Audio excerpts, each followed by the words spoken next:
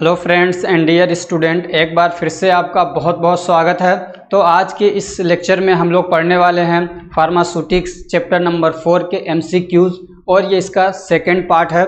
इसका first part upload हो चुका है, अगर आपने उसको नहीं देखा है तो आप प्लेलिस्ट से जाके देख सकते हैं। ये जो सीरीज चल रही है एग्जिट एग्ज़ाम की, इसमें स्पीड अभी कम है, लेकिन 25 के बाद स्पीड में बढ़ा दूंगा। तब तक आप थ्योरी वाली जो वीडियोस हैं, चाहे फर्स्ट ईयर की अगर आपको क्लियर नहीं है तो वो देख लीजिए, अगर सेकेंड ईयर की क्लियर नहीं है कॉन्सेप्ट तो आप उसको देख लीजिए। 25 के बाद एमसीक्यूज़ मैं डेली बेसिस पे, बल्कि हो सकता है कि एक दिन में 2-2 3-3 भी डालूं, तो एकदम तैयार रहिएगा। 25 के बाद आपको मतलब भरपूर लेक्चर मिलेंगे एमसीक्यूज़ वाले, पूरे सारे सब्जेक्ट के मैं अपलोड करना शुरू कर दूंगा, इसलिए अभी थोड़ा सा पेशेंस बनाए रखिए, ठीक है। क्या कहते हैं, ये कुछ मतलब क्वेश्चन रह गए थे जो मुझे लगा कि इंपॉर्टेंट है, मैंने उसको पढ़ा तो इसलिए मैं ये लेके आया हूँ। 10 क्वेश्चन है, चलिए शुरू करते हैं। तो सबसे पहला क्वेश्चन है, an insoluble residue remaining after extraction in a solvent is called. हम ये कह रहे हैं कि हम कोई एक्सट्रैक्शन कर रहे हैं, समझ रहे हैं। एक्सट्रैक्शन तो जान रहे होंगे आप, जैसे कि मान लीजिए किसी भी क्रूड ड्रग के अंदर से उसका एक्टिव कॉन्स्टिट्यूएंट निकालना है, तो पहले हम लोग उसको पाउडर वगैरह बना लेते हैं, फिर उसके बाद उसको किसी सॉल्वेंट के अंदर उसको हम लोग भिगा देते हैं, पानी के अंदर डुबो डालते हैं, उसको उबालते हैं, समझ रहे हैं, या किसी दूसरे केमिकल सॉल्वेंट के अंदर उसको डालते हैं। तो जो भी कर रहे हैं हम लोग, तो उसमें से फिर हम लोग क्या है, वो जो एक्टिव कॉन्स्टिट्यूएंट है वो सॉल्वेंट के अंदर आ जाता है, उसको हम लोग निकालते हैं। लेकिन वो जो पाउडर है अभी, उसमें भी तो कुछ एक्टिव कॉन्स्टिट्यूएंट हो सकता है बच गए हों, या वो पाउडर वगैरह जो बचा हुआ है क्या कहते हैं इनसॉल्यूबल है, जो पानी के अंदर नहीं घुला, जो इनसॉल्यूबल हो और उसके अंदर अभी मौजूद हो, समझ रहे हैं। तो वो ये क्वेश्चन का मतलब पस मंजर क्या है, इसका कॉन्टेक्स्ट क्या है वो आप समझिए। तो ये कह रहे हैं कि इनसॉल्यूबल रेजिड्यू, यानी कि कुछ तो सॉल्यूबल हो गया जो सॉल्वेंट के अंदर आ गया, कुछ बचा हुआ है, उस बचे हुए को हम लोग क्या कहते हैं। अब वो जो बचा हुआ है वो किसके अंदर होगा, वो सॉलिड पार्टिकल जो पाउडर है उसी के अंदर होगा, समझ रहे हैं। तो उसको हम लोग क्या बोलते हैं, ये क्वेश्चन है, तो उसको मेंस्ट्रुम बोलते हैं। नहीं, मेंस्ट्रुम तो केमिकल जो सॉल्वेंट यूज किया जाता है उसको बोलते हैं।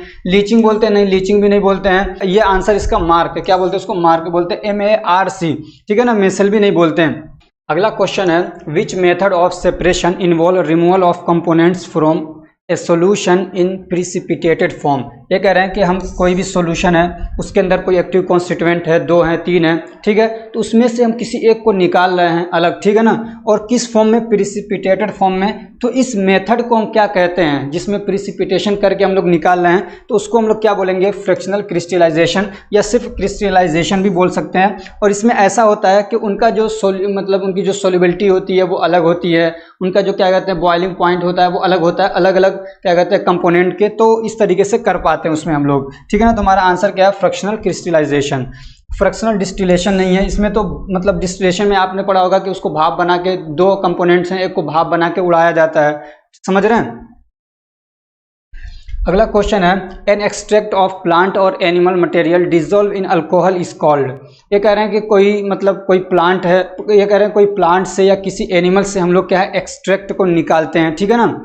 समझ में आ रही, क्रूड ड्रग से यहाँ पे बात चली एक्सट्रैक्शन की, समझ रहे हैं। तो एक्सट्रैक्शन, हाँ ये क्या एक्सट्रैक्ट क्या होता है, तो एक्सट्रैक्शन करने के बाद जो मटेरियल हमको मिलता है उसको बोलते हैं एक्सट्रैक्ट, समझ रहे हैं। हमने एक्सट्रैक्शन कर लिया, एक्टिव कॉन्स्टिट्यूएंट जो निकल के आया वो क्या होता है, हमारा एक्सट्रैक्ट होता है, ठीक है। वही बात हो रही है, एन एक्सट्रैक्ट ऑफ प्लांट और एनिमल, यानी एनिमल से या प्लांट से कोई एक्सट्रैक्ट निकला है, ठीक है ना, जो कि अल्कोहल के अंदर डिजोल्व है, तो उसको हम लोग क्या बोलते हैं, उसको परकोलेशन, उसको क्या परकोलेशन बोलते हैं, नहीं ये तो एक प्रोसेस है, ठीक है ना, इन्फ्यूजन भी एक प्रोसेस है, उसको क्या बोलते हैं, टिंक्चर बोलते हैं, क्या बोलते हैं, टिंक्चर बोलते हैं। अब ये देखिए, मतलब जब हम लोग एक्सट्रैक्शन करते हैं तो वहाँ पे सॉल्वेंट के तौर पे हम लोग वाटर भी यूज़ कर सकते हैं, समझ रहे हैं ना, ईथर भी यूज़ कर सकते हैं, ऐसी अल्कोहल भी यूज़ कर सकते हैं, एथेनॉल हो या मेथेनॉल हो, ठीक है, कोई सा भी हो। तो अगर अल्कोहल यूज़ करके हमने निकाला और एक्टिव फॉर्म जो हमारा है वो किसके अंदर है, क्या कहते हैं, अल्कोहल के अंदर है, तो उसको क्या बोलते हैं हम लोग, टिंक्चर बोलते हैं। मदर टिंक्चर बहुत चलता है, होम्योपैथिक दवाओं का जो सिस्टम है उसके अंदर मदर टिंक्चर, समझ रहे हैं। अगला क्वेश्चन है, the transfer of active constituent from its original place into A solvent is called. ये कह रहे हैं कि कोई भी एक्टिव कॉन्स्टिट्यूएंट है किसी भी प्लांट के अंदर, किसी भी क्रूड ड्रग के अंदर, कहीं पे भी, तो उसको हम लोग उस मतलब उस प्लांट से, उस एनिमल से या उस जगह से जहाँ पे वो है वहाँ से निकाल के हम लोग किसी दूसरी जगह पे ले आते हैं, उसको बाहर निकालते हैं। इस प्रोसेस को क्या बोलते हैं, तो ये काफ़ी आसान सा क्वेश्चन है। एनर्जी ट्रांसफर बोलते नहीं, फ्लूइड ट्रांसफर बोलते नहीं, हीट ट्रांसफर नहीं बोलते, आंसर क्या है, एक्सट्रैक्शन बोलते हैं, उसको क्या बोलते हैं, एक्सट्रैक्शन बोला जाता है। अगला क्वेश्चन है, लियोफिलाइजेशन इज ऑल्सो नॉन। ये वाला क्वेश्चन कई बार पूछा भी गया है, मतलब एमसीक्यूज के तौर पे, जो डी फार्मा का एग्जाम होता है फर्स्ट ईयर में, तो ये कह रहे हैं कि लियोफिलाइजेशन को हम दूसरे किस नाम से जानते हैं, तो एवापोरेशन बोलते हैं इसको, नहीं एवापोरेशन अलग चीज़ है, फ्रीज ड्राइंग बोलते हैं।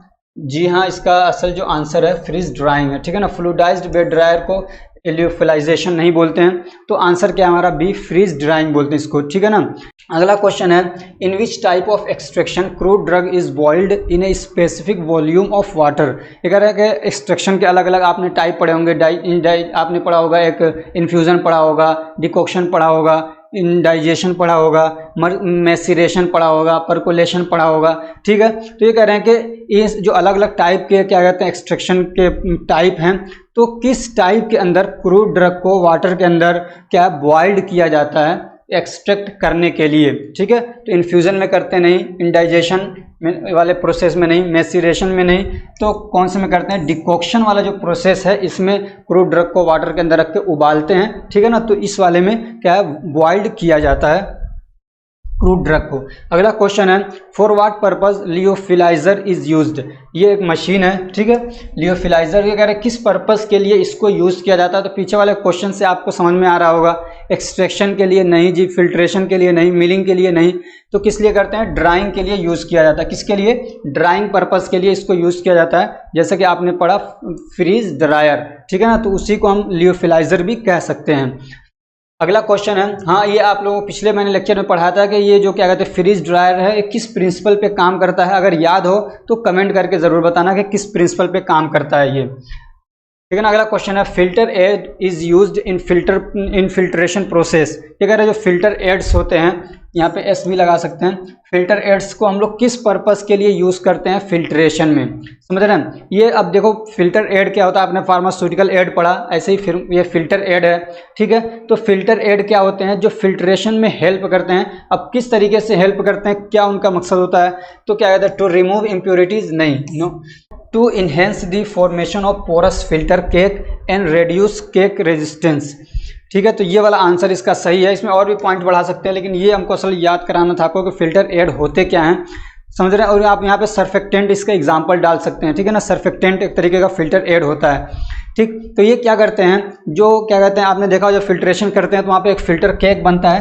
तो उसके फिल्टर केक के बनवाने में ये क्या करता है, तेज़ी करवाता है, उसको बढ़ाता है, यानी जल्दी जल्दी जो चीज़ें हैं वो मतलब आपस में आके जुड़ जाएंगी। तो जो लिक्विड है, समझे, उसके अंदर जो सॉलिड होता है वो एक साथ जुड़ जाएंगे आके, तो जो लिक्विड होगा फ्री होगा ना, तो वो जल्दी से नीचे जाएगा। दूसरी है कि जो लिक्विड है, जो उसके अंदर लिक्विड पोर्शन इसको नीचे जाना है, उसके अंदर कुछ मतलब सरफेस टेंशन हो जाता है जिसकी वजह से वो जा नहीं सकता, तो उस सरफेस टेंशन को भी खत्म करते हैं फिल्टर एड। तो दो तरीके से क्या है हेल्प करते हैं, एक तो क्या कहते हैं फिल्टर केक बनवाते हैं, और वो भी कैसा, पोरस, ताकि उसके अंदर सुराख हो, वहाँ से जो मतलब लिक्विड है वो आसानी से नीचे जा सके। और दूसरे क्या है, रेजिस्टेंस को कम कर देते हैं, सरफेस टेंशन को ये समझे घटा देते हैं। कौन करता है, फिल्टर एड, उसका एग्जांपल सर्फेक्टेंट। तो ये वाला आंसर हमारा सही है, ठीक है। अगला क्वेश्चन है, the solvent use for extraction is also called. ये कह रहे हैं कि वो सॉल्वेंट जिसको एक्सट्रैक्शन के लिए हम लोग यूज करते हैं उसको दूसरे किस नाम से जानते हैं। मार्क बोलते हैं उसको, नहीं, स्लरी नहीं, ये तो मटेरियल होता है जिसको हम लोग फिल्टर आउट करते हैं। आंसर क्या हमारा, मेनस्ट्रम। उसको क्या बोलते हैं, मेनस्ट्रम, जो कि मतलब हम लोग सॉल्वेंट यूज करते हैं एक्सट्रैक्शन के लिए, उसको क्या बोलते हैं, मेनस्ट्रम बोलते हैं। अगला क्वेश्चन है, which part of the Soxhlet extractor supplies the active constituent from thimble to flask. इसका जो मतलब पूरा प्रोसेस जिसने पढ़ा होगा, डिटेल वाली वीडियो में देखा होगा, उसको तो समझ में आ जाएगा फ़ौरन।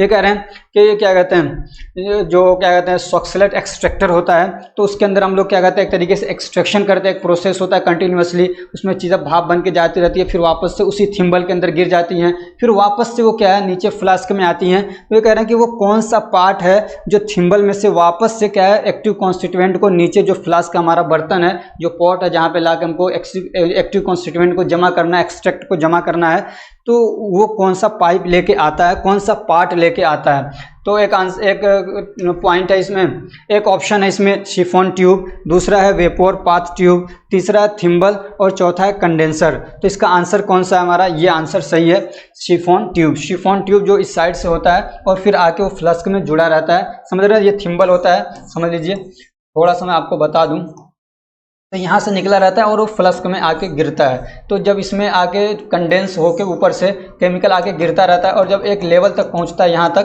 तो फिर इधर से इधर आके इसमें जमा होता रहता है। तो ये वाला जो ट्यूब होता है इसको बोलते हैं शिफॉन ट्यूब, ठीक है। तो ये वाला आंसर हमारा सही होगा, शिफॉन ट्यूब। तो फ्रेंड्स इस वाले लेक्चर में इतना ही रखेंगे। नेक्स्ट जो पार्ट होगा यानी 5वें चैप्टर पे, उस पर क्वेश्चन भी ज़्यादा होंगे और थोड़ा टफ भी होंगे, और वहीं से सबसे ज़्यादा क्वेश्चन मुझे लगता है एग्जिट एग्जाम में इस सब्जेक्ट के अंदर वहीं से सबसे ज़्यादा टफ क्वेश्चन बन पाएंगे, और वहीं से बनाएंगे भी। छोटे छोटे टॉपिक्स हैं वहाँ पे, मतलब छोटे छोटे क्वेश्चन वहाँ से बन सकते हैं।